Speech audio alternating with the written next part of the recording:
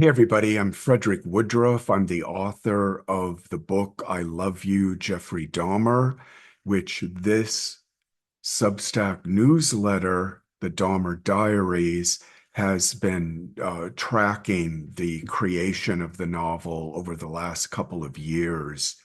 I started writing this book after the idea came to me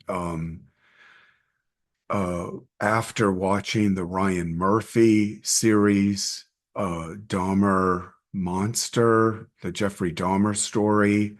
I was compelled to go back to that time after watching the Murphy series and kind of confront what had happened to me at that time in history when Jeffrey Dahmer, the real Jeffrey Dahmer, had been arrested and then was imprisoned and then murdered there. I say confronted because as a gay male, uh, living at a time when AIDS was raging, the last thing I wanted to have on my plate was associating this serial killer who was gay with the other debacle that everyone in the gay culture was experiencing at that time. And plus, I was losing a lot of friends that were succumbing to AIDS, dying from AIDS. It was a tough time. So, anyway, the Ryan Murphy series, which I think is, if I'm correct, is the second most viewed television series in the history of media. I think Stranger Things, that show was the number one as far as streams were concerned.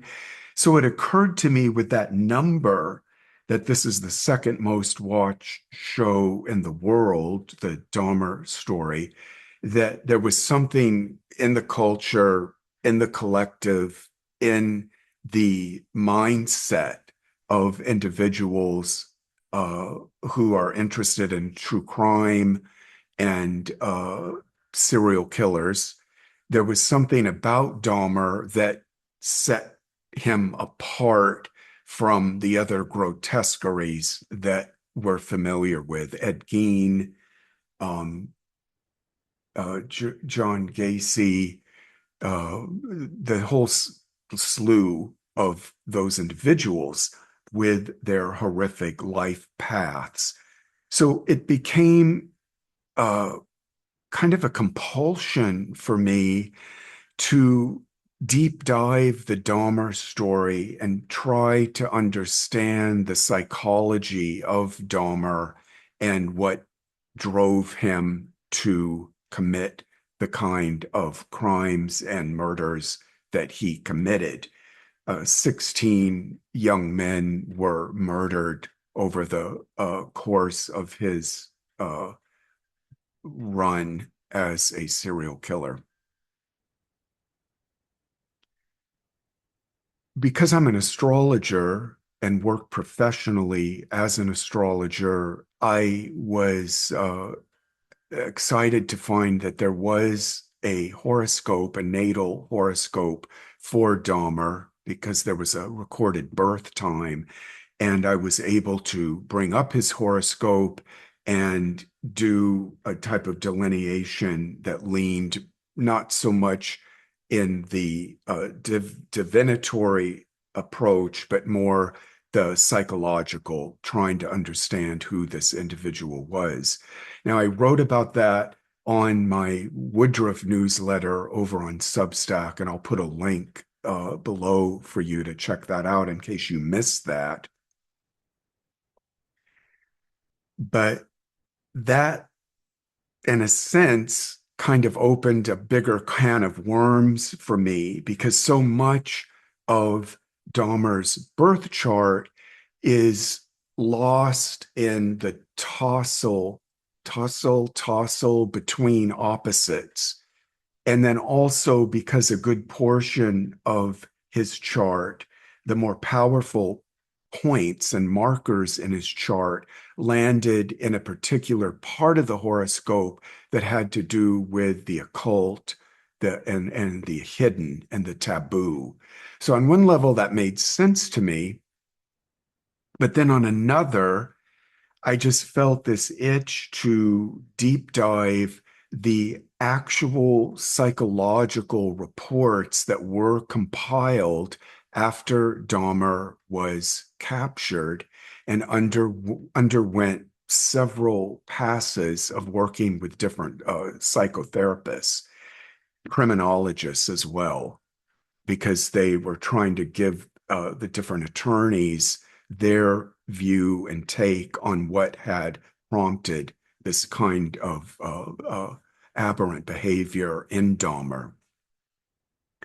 I also interviewed, which is listed somewhere here on this newsletter, the woman who worked with the detective that had arrested Dahmer on the night that he was captured and worked with his estate in writing the book that she did about the interview process and the interrogation process that Detective Kennedy went through while he had this very close, intimate exchange with Dahmer for several weeks, before he was sent on into the judicial system.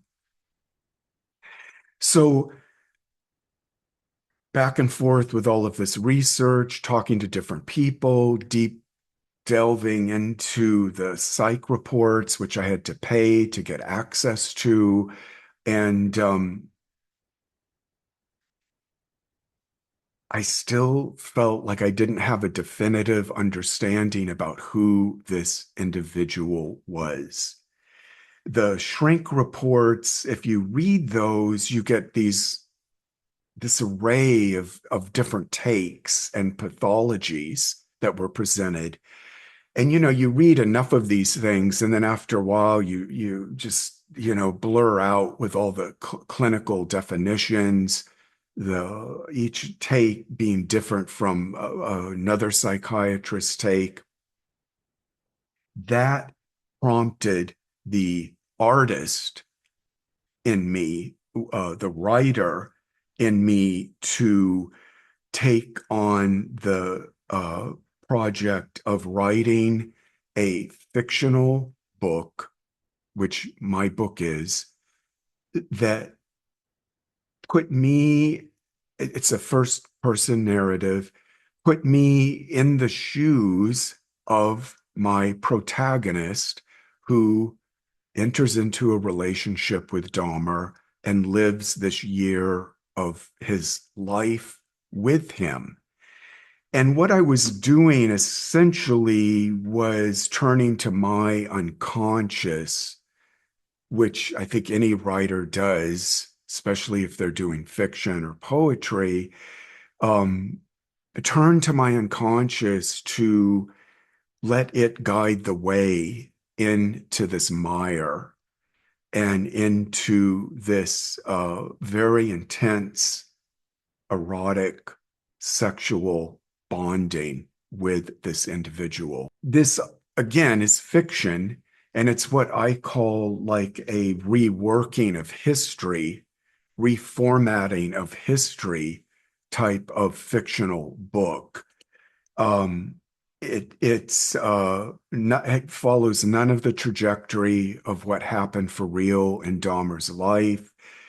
Some key elements of his life I borrowed from what I had learned from Brian Master's book, which is probably the best book anyone wrote on Dahmer, which is called The Shrine of Jeffrey Dahmer. That book opened up just wide vistas for me to travel. Uh, Factual data that Masters, as a masterful biographer, was able to cull and arrange in a very entertaining read.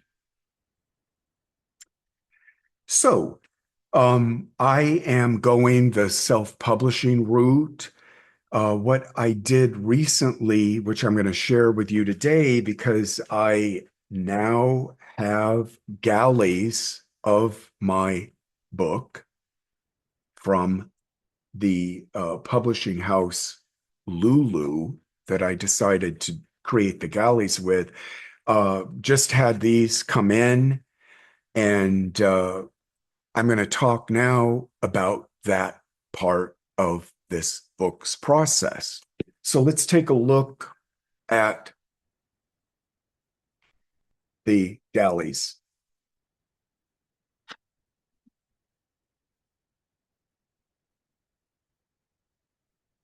Okay. Wow. Really professional job with these this publisher. Now, I'm going to talk a little bit about the cover design. This book went through, oh my God, I think because I work as an art director for the Bob Miser Museum, uh, I have versed in graphic design, so I put the cover together for this book. And I was very fortunate to connect up with a artist who is also a criminologist, and I believe they live in Greece, and their name is Volkinchny. Don't ask me to repeat that last name again. I'm just going to refer to them as Volk. They are a queer writer, painter, illustrator, photographer, tattoo artist, and they also edit several online publications. And if you've been reading my newsletter here over the years, you've seen the interview that I did with Volk when I first encountered her artwork. I think it was on Instagram a couple years ago, and I was just wowed. And I knew that they were the artist to bring my vision together for my novel. This is their illustration of Dahmer. I think it really captures a certain cockiness about him and the overall ethos of his sexuality, which was quite compelling, and I think gave him entree into the various situations that he entered into with different men that ended up with their demise. I recommend to any writer that is self-publishing to do what I decided to do with this book, which was get it printed up in galley form. Though some people would say, like, wow, okay, this is ready, to put on the market now. Actually, it isn't, because I knew that the Jupiter in Virgo that is in my natal horoscope was going to get this, start reading it, and then have a red pencil out and start making certain tweakings and corrections. So that's a long-winded way of saying that this book, in its final form with a color cover, which it's not showing here because I wanted to save money in the printing process, but that this will be available either. I'm not sure how I'm going to do it. I'm going to either sell it on a website, or I'm going to sell it on Amazon, or I'm going to sell it through a wider distribution. I'm figuring out those numbers now. But my point is, for writers and authors watching this, as soon as I knew I was getting the galleys made up and was going to be sending one to my friend Carter, because he is a horror aficionado and I wanted to get his take on this. I knew that going with a galley rather than just doing the book in InDesign and then throwing it up on Amazon or a POD somewhere, I knew I was going to want to feel it in my hands and interact with it that way. And also, this will not be available as an ebook.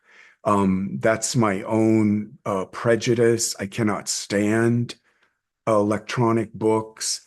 And I'm just somebody that likes the tactile experience of paper and ink and something solid.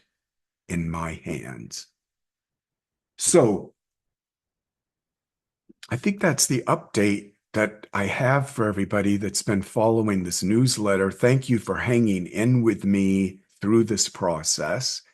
And if you're new coming here for the first time, just subscribe to the newsletter because as the book enters the market, probably towards Halloween, I'm guessing, which will be a nice coincidence to have it coming out then. I'll be making announcements and I don't know, offering coupons or discounts or specials or things like that. So thanks for listening this long and wish me luck with the book. I think you're going to love it. If you are somebody that likes, um, it sounds insane, but you enjoy dark thrillers that lean into the romance, erotic genre, you will find this book fascinating and you might just have some actual insights into what Jeffrey Dahmer was all about. Thanks for joining me on this today. See you later.